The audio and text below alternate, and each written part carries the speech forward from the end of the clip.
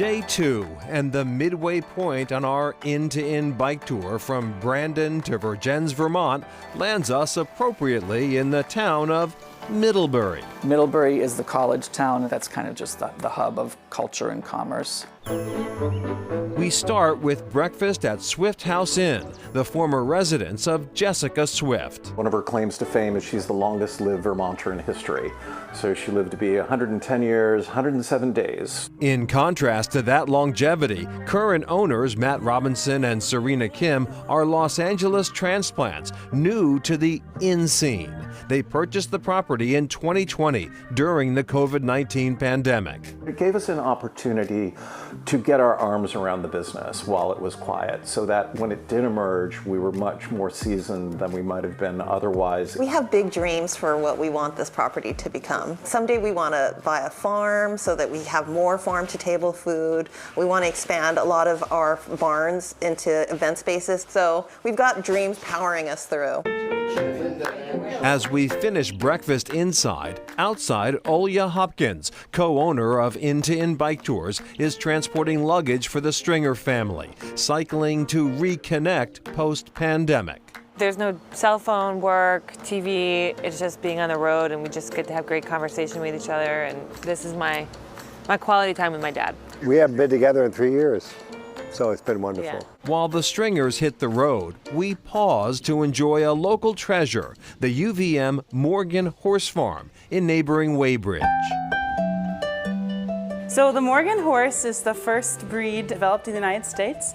The first Morgan figure was born in 1789, which is the same year that the Constitution was ratified. And we continue this breeding herd today. Margot Smithson is the program director. Vermonters are famously thrifty, and so this was a nice horse to have that you could work all day in the fields and that would look very handsome trotting your family to church on Sundays. The Morgan also has a distinguished military history, with cavalry horses bred here until 1951, when the farm was turned over to the University of Vermont to develop its equine science, breeding, and training programs. Her name is UVM Everly.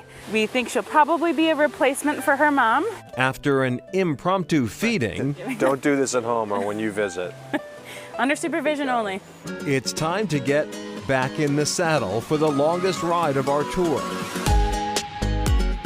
The route plays out like a Chronicle highlight reel as we travel through the state's only two-lane covered bridge, find a fully functional payphone with breathtaking views, and of course, some Chronicle cows.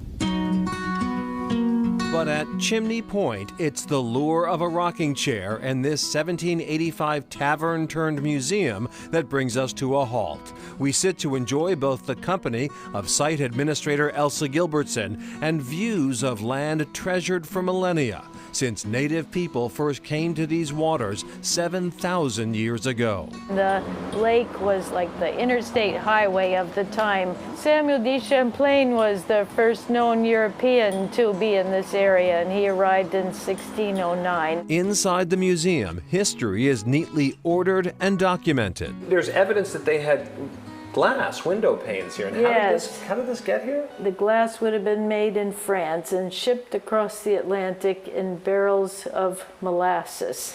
The molasses, as we know, it's so thick, it's like the styrofoam of the time. Outside, it's just a short ride to this 18th century French windmill turned lighthouse. It's layer upon layer of history.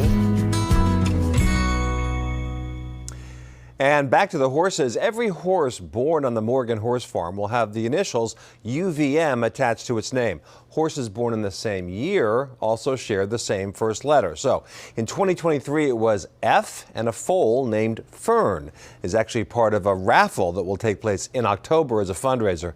Don't worry, though, they do vet all the applicants to ensure proper care of the animals. Coming up, roadside assistance, bicycle style.